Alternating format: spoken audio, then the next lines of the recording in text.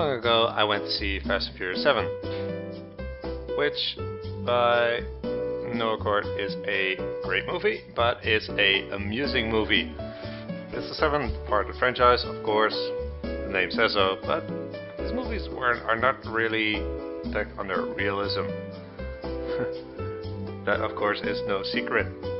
This is also not by any means to downgrade the movie whatsoever, because first comments that will flood in will say, well, this is just a movie, don't be so harsh about it. It's not really that I am degrading it by that means, because it has a great cast. It has a long time to build up, since 2001, in which the first one popped up, which was still really about street racing. Also, the rise of the street racing games, like Need for Speed Underground, popped up simultaneously. But coming back from street racing all the way to having M16s working for the government and just having flat out black op missions, that's a real big stretch. Doesn't mean it's not fun though, because these movies are well made, a big budget goes into them. But if you look at them story-wise and logically, they're stupid. There's no doubt about it. But they're really fun and entertaining nonetheless. Because at the start of the movie, we see Owen Shaw's little brother, Deckard Shaw, fighting a whole hospital. Or let's just say we see the aftermath of him fighting a whole hospital. Not only a hospital filled with doctors and nurses and patients. No. There are also some SWAT team members. I think SWAT team members are not really army. And everyone's just almost gone. And the last survivor to be around, or the last two survivors, he just pulls a hand grenade from the vest, shoves it in his hand, hold this, and just kicks him toward the other survivor, and they blow up. And he gets in his perfectly parked car and just drives off like nothing happened. And in the rest of the movie, he doesn't show off this feat of male dominance whatsoever, which was kind of amusing, because later on we see him in the office of The Rock, aka Agent Hobbs, just hacking his computer. This is a police station. There's no one in there except him. I know it's late, but there's some kind of security over there, right? There's just gotta be. There's a full-on fight. There's nobody around to just take a little shot at Deckard Shaw or whatever. No one is around. He just gets to fight The Rock one-on-one, and he gets clawed. And this guy is big. The Rock is a big dude. Every hit should just feel like a giant sledgehammer against your head. But somehow, through his special training, Deckard Shaw just stays conscious or something. Anyway, he throws out a special great mine. He had it in his front pocket or something from his jacket. And the stuff explodes, and The Rock is flown from the building with his girl cop, who magically appears at the end. And Deckard Shaw just leaves, again, just wreaking havoc everywhere across town. And by now, the whole team gets recruited for the special mission. They get to build their own cars, and just they land in the most dangerous part of the mission. All except Tyrese, of course. They land, and they get into the action. People shooting at them and stuff, and they're just shooting at the cars, because the cars are bulletproof. Of course, they're military grade. One thing that's not bulletproof are the freaking tires. Nobody shoots the fucking tires. It's so annoying, because I'm just like, in the movie theater, alright then. I'm not taking it that hard, but it's just like, why doesn't anybody shoot the tires? And especially because Dom at one point says, "Get in front!" And the big Humvee just gets in front of Ludacris, and he's the shield.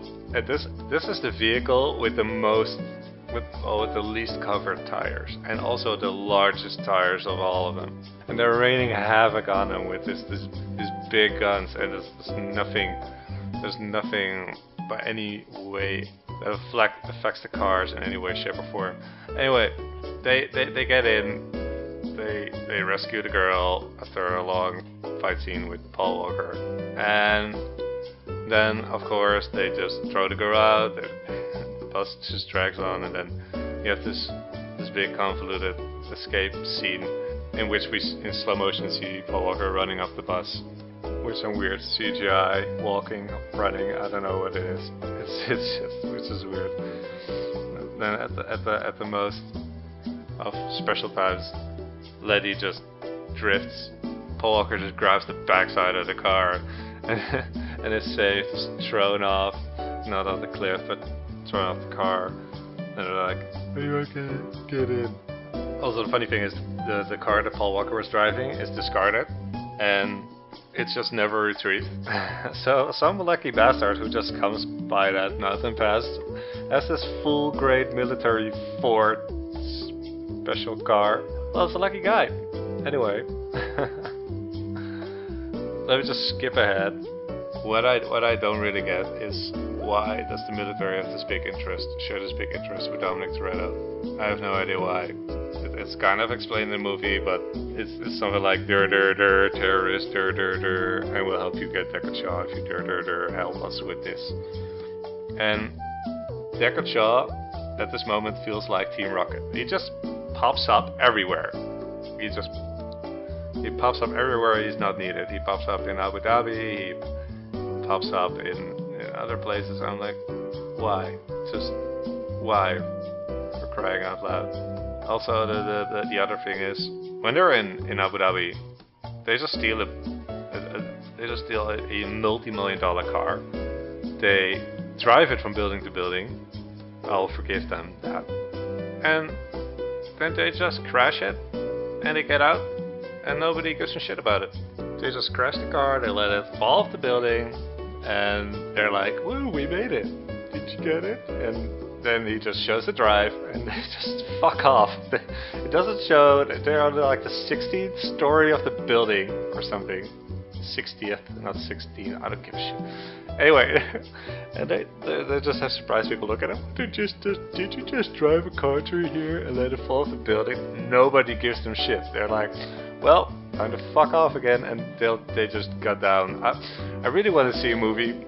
One of these movies where they just have the downtime. They just have to deal with the shit that they just caused, not skip to the next scene and just like, oh, well, we did it. Anyway, then they fuck off back to the United States. I'll just skip a whole part of the scene. They lost God's Eye in the most stupid trap, whatever. I'm not even gonna go into it. And they're back in the US. And they want to hack into God's Eye for God knows what reason. Because just go on a mission and just steal it back. I don't know what the fuck the problem is. Because the terrorist that shows up has one fucking helicopter. Just shoot him out of the sky. I don't know what the deal is. Anyway, they try to hack into God's Eye. The helicopter blasts the tower, which prevents them from hacking into God's Eye. And the terrorists launched this drone F-16 jet fighter, which somehow is also locked onto God's Eye and can find them anywhere. And God's Eye, if you have seen the movie, which you'll probably have because you're listening to this. I don't know why you're listening to this.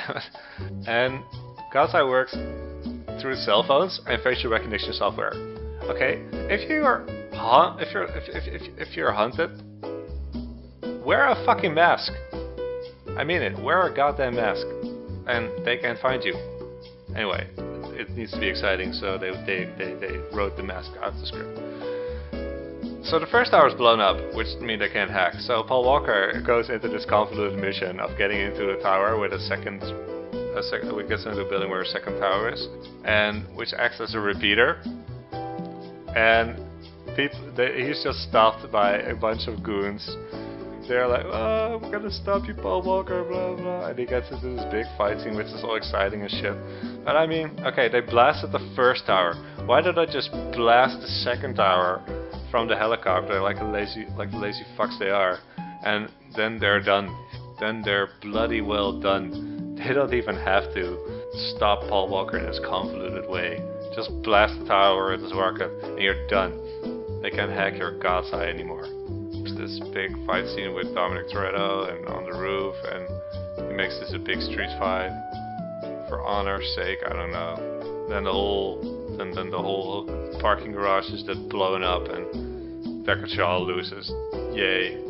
Then Dominic Toretto gets in his car, just in a most cartoonic way, just flies off this convenient ramp, hangs in mid-air. He hangs a sack of grenades off the helicopter, and The Rock shoots it, and it blows up. It's fucking amazing. And in the end, they say goodbye. All say goodbye to Paul Walker, and they have this beautiful scene in which they drive off a different direction. So that's all well and done. That's really cool the way they did that. But the rest of the time, I'm just thinking about stuff how it could be handled, and I'm like, God damn it! Like, shoot for the fucking tires, wear a fucking mask, and just shoot the goddamn tower, and you fucking win. You fucking win the whole time. I don't know. Just gets on my skin sometimes. But anyway, I know it's this movie. It's been said, or rumored, I don't know if it's been confirmed, that they will bring out 10 movies in total. But now that Paul Walker's gone, I don't know if the rest of the crew is really feeling like doing another 3 movies. Well, they said goodbye to him in the movies in a good way. I think they will continue on. They better well be, because since 2001, I've been waiting for them to finish this whole saga, so I can buy the box set special edition when it's done. And if you calculate forward, they need to do 3 movies to finish this whole set. And if you consider that it takes around 2 years for each movie to be done, they'll be done in 2021, which means I've been waiting for 20 bloody years for this box set. So they better well finish it, because I want my 10 movies in a special car, limited edition. So, Universal Studios, if you're listening, make a special edition where all the DVDs fit into a car that lights up with sound and whatever. Just freaking make it, because we all deserve it. Alright, that's all from me right now. So I'll probably do some other reviews in the future. So if you like, just comment, subscribe, cry in the comments. I don't know. Just do it. Let's make a little community out of this. Let's just cry and moan and praise about all these movies that are coming out. Yeah. Let's just make a little party in the comments. Alright, see ya.